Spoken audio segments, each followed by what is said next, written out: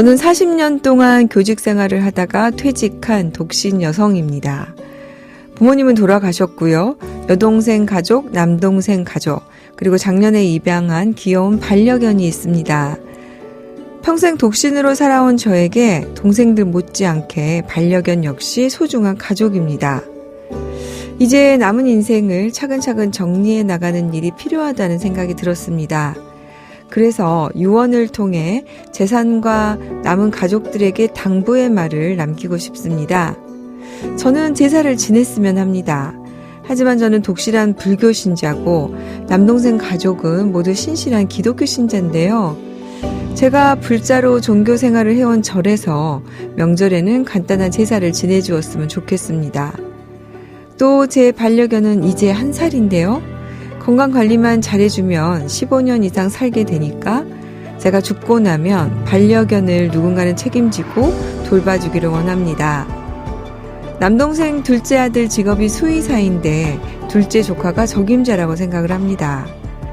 사찰측에는 제사를 지내는 조건으로 둘째 조카에게는 제 반려견이 사망하는 날까지 돌봐주는 조건으로 재산을 남길 방법이 있을까요?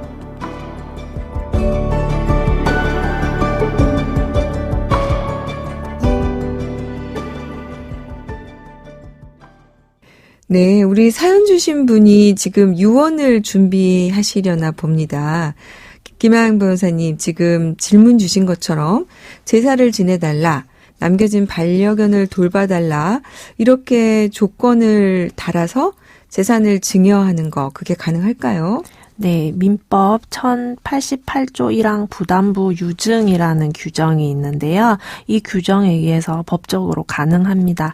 그래서 유언을 통해서 재산을 증여하고 증여받은 자한테 이제 받은 재산의 가액 안에서 제사를 지내거나 반려견을 보살펴 달라고 할 수 있습니다. 그렇군요. 네, 그래서 이제 부담의 내용에는 특별한 제한이 없기 때문에 뭐 이렇게 제사나 뭐 남겨진 반려견을 돌봐 달라고 하거나 혹은 또 유언자의 미성년 자녀가 성인이 될 때까지 보살펴 달라고 한다는 등 이제 유언자가 지정한 방식으로 이제 사후에 남겨진 일들을 처리해 달라고 하는 등의 다양한 형태의 부담을 지울 수가 있습니다. 그렇군요. 네, 그런데 네. 이제 다만 제한적인 면이 있는 거는 이제 유증받은 재산의 가액 범위 안에서 이제 수증자도 부담을 이행을 해야 될 책임이 있기 때문에 예를 들어서 뭐 증여하는 재산이 3천만 원이라고 하면 그 3천만 원 범위 안에서 이제 제사를 지낸다던가 뭐 애완견을 돌봐준다던가 이런 이제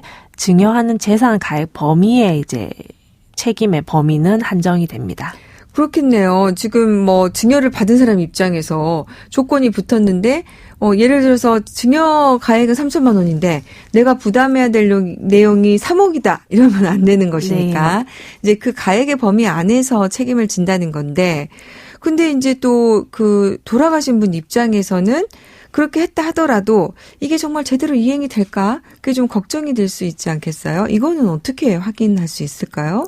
네, 아무래도 이제 유증자가 독신일 경우에는 이제 상속 순위가 이제 부모, 형제, 자매 순이 되는데요.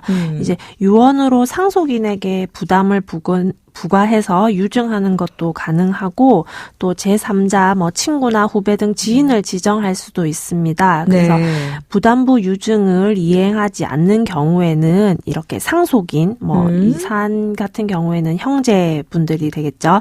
이제 형제분들이나 또 유언 집행자가 있는 경우에는 이런 유언 집행자가 수증자에게 부담의 이행을 할 것을 청구할 수 있습니다. 아, 안 하면 하라고 네. 이렇게 할 수 있다는 네. 거군요. 그래서 이제 유언자가 별도로 이제 수증자와 이행 청구권자를 별도로 지정할 수도 있기 때문에 이제 제사를 지낸 사람은 별도로 지정하고 그다음에 제사를 제대로 지내고 있는지 살펴보고 또 제대로 지내달라고 청구할 수 있는 사람을 추가로 지정할 수 있는데요. 네. 이제 이 경우에는 이제 제사 같은 경우에는 제사를 지내는 건 이제 불자로 이제 종교생활 해온 절이 되겠죠. 그 네. 절에 일정 금액을 지급하고 이제 명절마다 이제 제사를 지내달라고 이제 수증자로 지정을 한 후에 뭐 자기 여동생이나 남동생을 이렇게 유언 집행자나 이렇게 이행 청구권자로 지정을 해두면 그 동생이나 남동생분이 제사를 제대로 지내달라고 청구를 할 수 있는 거죠.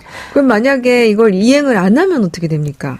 네, 수증자가 이제 제대로 부담 의무를 이행하지 않으면 이제 상속인이나 유언 집행자가 유언의 취소를 구할 수 있습니다. 아, 그러면은 이제 이 증여 자체가 취소될 수 있는 네. 거군요. 네. 그래서 사연의 경우에는 이제 조카를 반려견을 보살피는 이제 부담부 수증자로 지정을 해서 반려견의 남은 수명 동안 사용될 뭐 비용 등 사료비, 뭐 병원비 등이 되겠죠. 이런 해당하는 금원을 유증을 하고 뭐 반려견을 잘 보살피라고 이행 청구를 할 수 있는 유언 집행자로 뭐 지인이나 이런 분들을 지정을 할 수도 있습니다. 네. 그래서 사연의 경우에는 이제 반려견이지만 이제 만약에 반려견이 아닌 미성년의 자녀가 되면 이제 형제 자매 중 이제 삼촌, 고모, 이모가 되겠죠. 이런 친척 중에서 이제 친척에게 이제 자녀가 성년이 될 때까지 함께 살면서 이제 양육해 달라고 보살펴 줄 사람을 지정을 하게 되는 거고요. 그리고 이제 자녀가 잘 양육되는지 살펴보고 또 적정한 양육을 청구할 수 있는 이행 청구권자를 또 다른 형제 자매들 중에서 정할 수도 있는 경우가 됩니다. 네, 그렇군요. 근데 이제 우리 김하연 변호사님이 초반에 이거를 이제 부담부 유증이라고 설명을 해 주시면서 부담에는 제한이 없다 이렇게 하셨잖아요. 그러면은 이 부담 안에 법에 혹시 저촉되는 내용도 가능한 겁니까? 네, 이제 다양한 형태의 부담이 이제 자유롭게 가능은 하지만 이제 우선 뭐 착하게 살아라, 나쁘게 살지 마라, 네. 뭐 이런 도덕적인 내용은 사실상 법적인 부담이라고는 할 수 없고요. 네. 이제 또 며느리가 이제 불임이니까 뭐 다른 여성을 통해서라도 우리 집안 대를 이을 뭐 손자를 낳아라, 뭐 아니면 뭐 특정한 누군가 뭐 어느 집안에 뭐 어떤 직업을 가진 사람과 꼭 혼인을 해라, 이런 조건은 공서 양속 위반이기 때문에 허용되지 않습니다. 그럴 그리고 것 같습니다. 네, 또 네. 물론 또 당연히 범죄를 저지르거나 뭐 법에 저촉되는 행위 역시 당연히 허용되지 않고요. 이런 건 어때요? 이혼하지 말아라. 뭐 재혼하지 말아라. 이런 건 어떻습니까? 네, 아무래도 뭐 남겨진 자식들이 사이가 뭐 위태위태하면 그런 거 이제 얼마 전에 그렇죠. 저도 이제 이런 상담을 오셨어요. 아드님이 갑작스럽게 사망을 했는데 며느리가 어쨌든 손주를 키워야 되니까 이거를 이제 미리 좀 증여를 하시면서 며느리가 재혼하지 않았으면 하는 바람이 있어서 그걸 조건부로 증여도 되느냐 이런 걸 물어보시더라고요. 그래서 이렇게 조건을 붙이시고 싶은 이런 부담을 붙이시고 싶은 분이 있을 것 같은데 이거는 안 되는 겁니까? 뭐 이혼과 이혼, 재혼 이런 거는 이제 개인의 혼인의 자유죠. 그리고 네. 이제 행복 추구권이기 때문에 이런 개인의 권리를 침해하는 내용이기 때문에 이런 내용도 사실상 불가능합니다. 그렇군요. 네.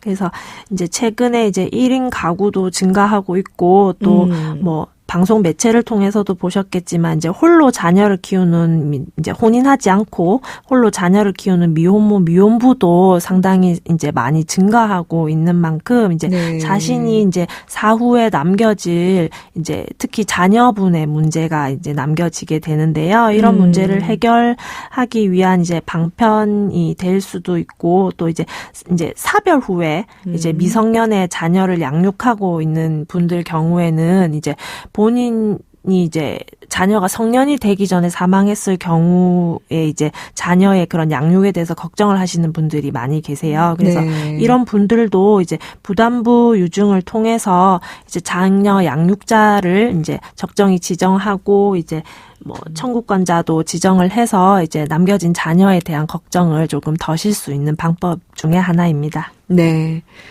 일단 부담부 유증에 대해서 그렇게 유언을 작성을 하시면은 이런 내용으로 이행이 될 것 같고 또 이와 관련해서 어떤 부담 같은 경우에는 할 수 없는지까지 김하영 변호사님이 잘 정리를 해 주셨습니다.